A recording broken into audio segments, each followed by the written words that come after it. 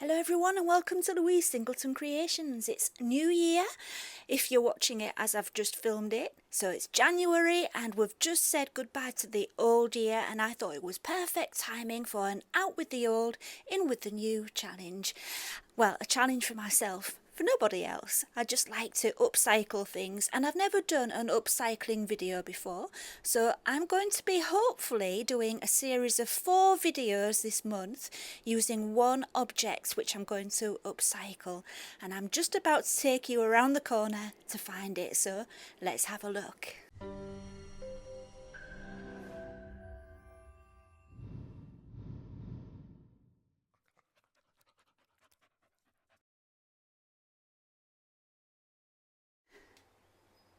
Okay, so the objects I'm going to be upcycling is in my mum's garden, and she lives next door.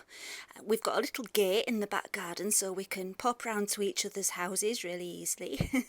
And so I'm going to go next door and find the object which is next to her bin, because she's been meaning to throw it out for ages, but she didn't want to because she had the belief that I could do something with it, and I kept saying, no, I can't do anything with that. But then I thought, no, hang on a minute, Lou. You can do something with that, and you're going to do something with that. So let me go and show you what it is. So through the gate. We might get honey with us as well, so let's have a look. Through the gate. Oh, no, she's not coming. Hang on, let me shut the gate. Oh, here she is coming. Okay. So around the side, and we don't like honey to go around here, so we've closed off. I'll just move the stuff. We've put a barricade to stop honey going by. Hang on. Right, let's go and have a look. Oh no, we won't. Hang on. Sorry, I'm back. I had to just put honey in the conservatory because I didn't know the gates were open. Should have been out in the street. So let's go and see. So beside the bin, here we have it. Very rusty and very wet. It's been raining all night. Oh, let's get some of the water out. Let's put it on the bin. So, here it is. As you can see, it was a light fitting. And yeah, hopefully I'll be making 4 videos out of this, and well, I'm not sure what's going to happen, but we will see. I hope you're intrigued. Let's see you soon. So you wanted to be on the camera, didn't you? So let's have a look at you. What do you think to this? Are you going to have a look? What's this? What's this? What am I going to make with that, hun? Do you know what I'm going to make with it? Any ideas? I've got a couple. Shall we see?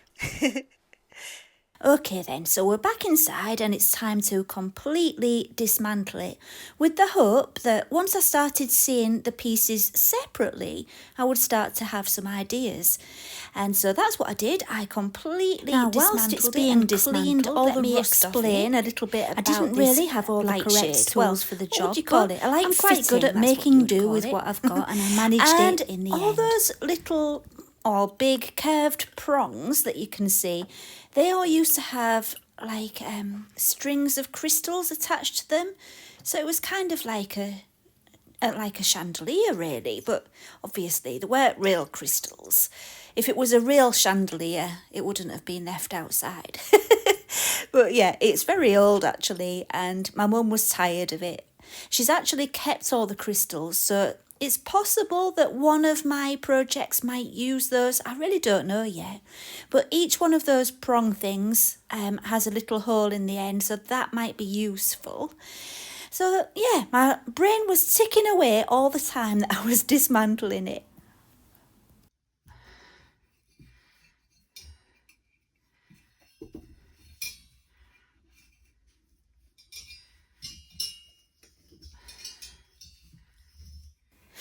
So as you can see, the fitting came in two main sections, a large one and a smaller one. I decided to take off those curved pieces off the smaller one to use separately. And at the time, I had a few ideas starting in my head. I'd love to know what your ideas are, by the way. Leave some ideas in the comments for me. That might help me with my next 3 videos. So yeah, as I was doing this, I was starting to get a plan. I wonder if you can guess. I bet you already have. My plan is a toast rack. Yep. A toast rack for our cafe. So that's what I'm actually going to make with some of these pieces today. Actually, only 3 of these pieces. And you will see in a second how I planned to use them. Before I could use my 3 pieces, I needed to just get rid of that bent bit off the end using my grinder on my Dremel tool. I did it outside, so I'm not showing you the process of doing that, but yeah, I just cut that bent bit off. Now it's time to arrange them. I made this guide out of a piece of thick cardboard to hold them all together. And as this video isn't really a tutorial because it's not something you can go to the shops and, you can't buy all the pieces. It's just for your entertainment. So I'm just going to explain the main points so you know what's happening. And yeah, I won't be going into too much detail. I decided to place my toast rack into epoxy resin in my Royal Coaster mould from Moulds and Shapes. Before doing that, I brushed it with a aluminium coloured, I think it's called aluminium, not silver, but it looks silver, doesn't it? It's the pigment powder from Resin Pro. I will leave a link in the description to everything I'm using. And once I'd done that, I could place the toast rack into position and pour in my epoxy resin. Before I could do that, I needed to prepare my resin. I decided on black, so I'm colouring it with black mica powder.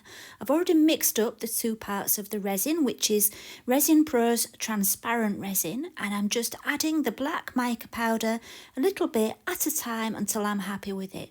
Black works really well when you're brushing pigments onto your mould. It's a very good background colour to make that, the silver edging really show up.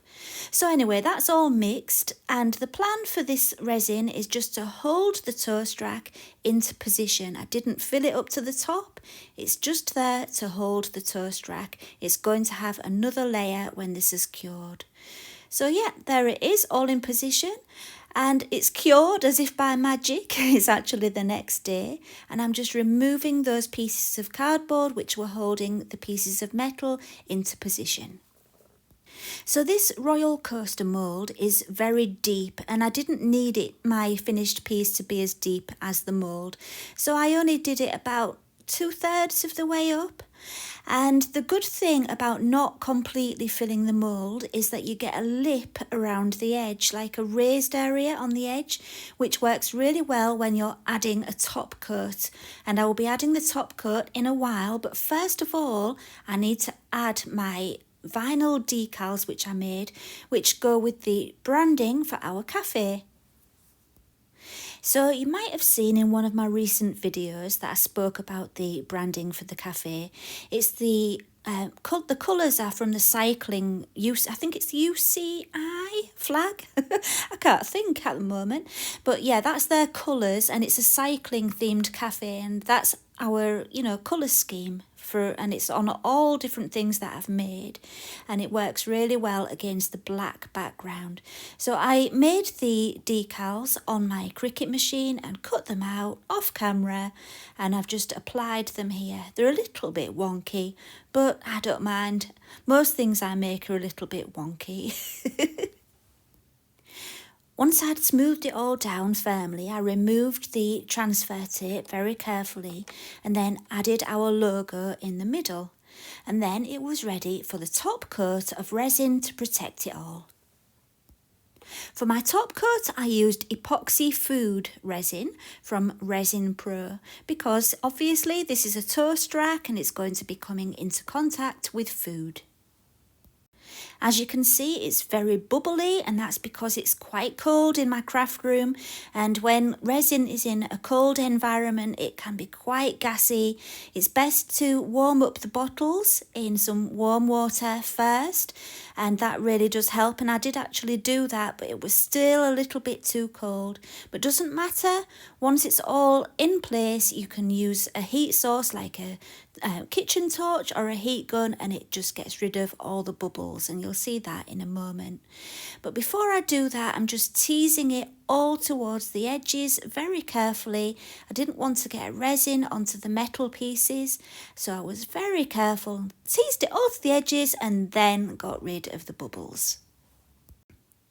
Once it was fully cured, I took it to the cafe because I had to go in there anyway, and I took some photographs. And as you can see in the background, there's some other things I've made with the Velo branding, and here it is with the toast.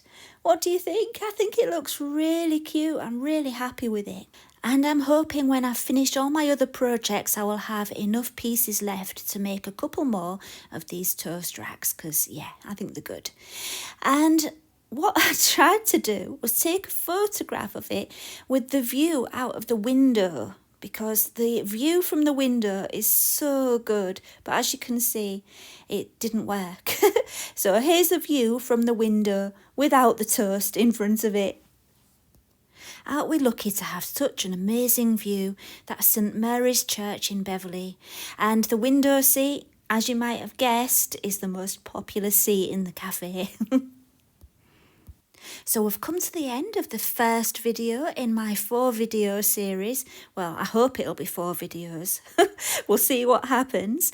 Next week's video will be a lot longer. I started easy, and next week it's going to be more complex. Yeah, stay tuned. If you would like to see the next part, make sure you subscribe so you get your notifications.